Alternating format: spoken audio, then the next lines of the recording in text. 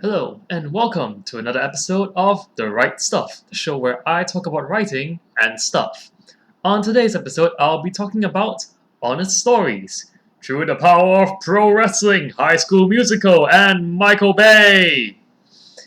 Following up on my point of The Emperor's New Groove, we've seen what I opined to be the height of a story which could have been one big pandering mess and yet became one of the most honest, hilarious tales of all time.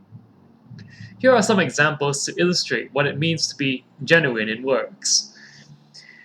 I realized belatedly that there is a term for this sort of honesty, of believing in what you're doing, no matter what you're doing, no matter how ridiculous the premise.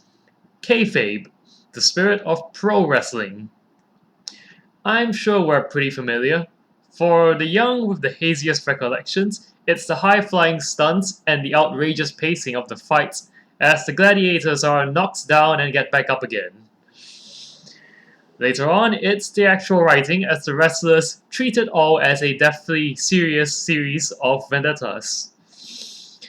Calling back what I described the other time, the pro wrestler's spirit is kin to the sincerity of the Emperor's New Groove, though nobody said it was executed gracefully.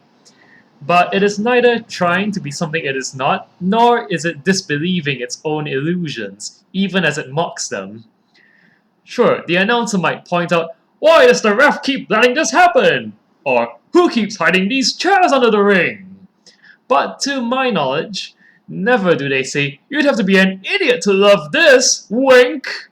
Or, "And folks, I think we all learned the poignant lesson about the nature of human frailty and identity." So with that refresher summary of what kayfabe and honest storytelling are like, I'll be fleshing out what this means with some examples for your amusement. So first off, High School Musical. While I may not be a huge fan of High School Musical or the trend it represented, there is one thing I will never deny. It, too, is supremely honest about itself.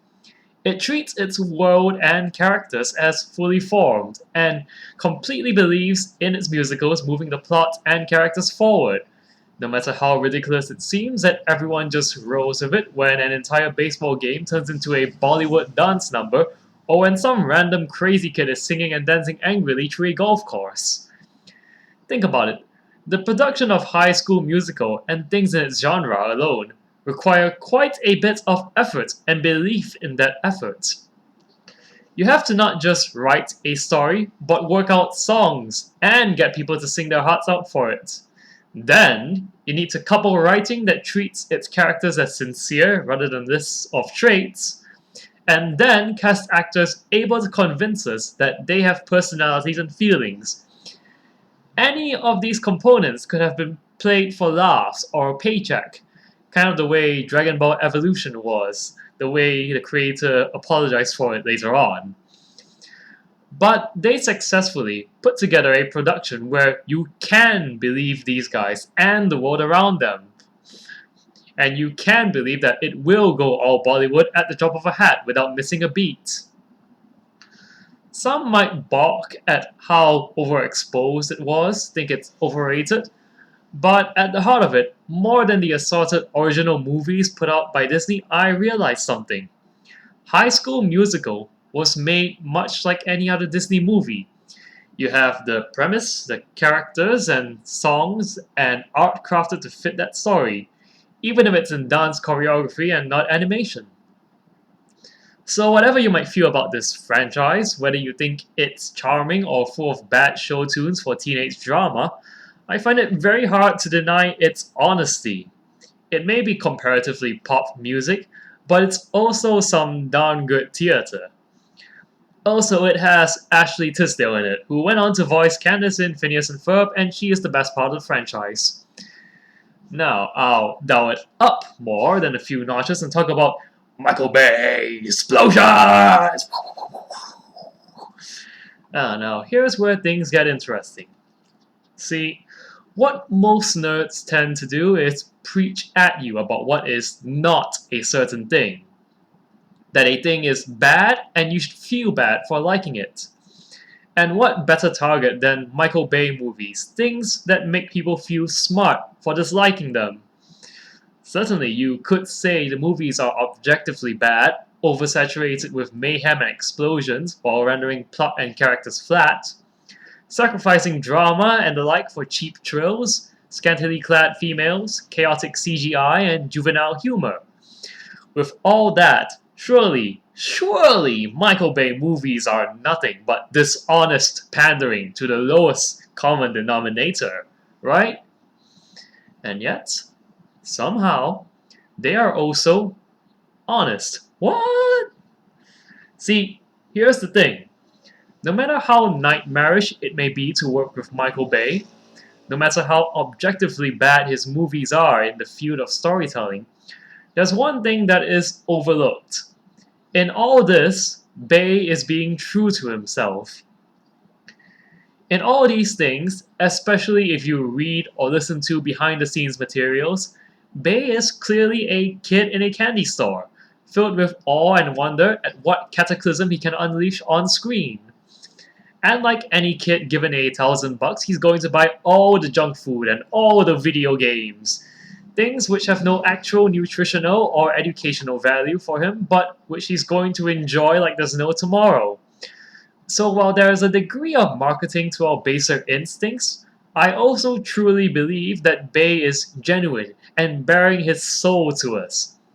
His adolescent, explosion-filled, fan service providing soul. That doesn't make his movies good, of course. Things like personal taste and objective quality still apply. But a Bay movie about explosions, car chases, and hilariously bad two-dimensional villains just feels a lot more genuine than if he had tried to create a movie about emergent AI, the nature of identity, whether a soul exists or what have you. But what does this mean for us? Simple. It's up to us, and at the same time, it isn't. It's indeed up to us what we deem honest, because at the end of the day, we're the ones who decide if a work speaks to us or not. But at the same time, the honesty of the creator is not up to us. Heck, the honesty of a work doesn't even depend on if it's good or not. You could make some sort of critically acclaimed, bestseller baiting Oscars and awards with all the buzz themes and elements, like, say, a young adult on a journey of sexual identity, dealing with a landscape of white privilege and social justice against the forces of big business and oppressive regimes. And it would feel fake as hell to me for those reasons, even if it was fully sincere on your part. You see how complex it gets. It has the ingredients people like. It might even be your truth.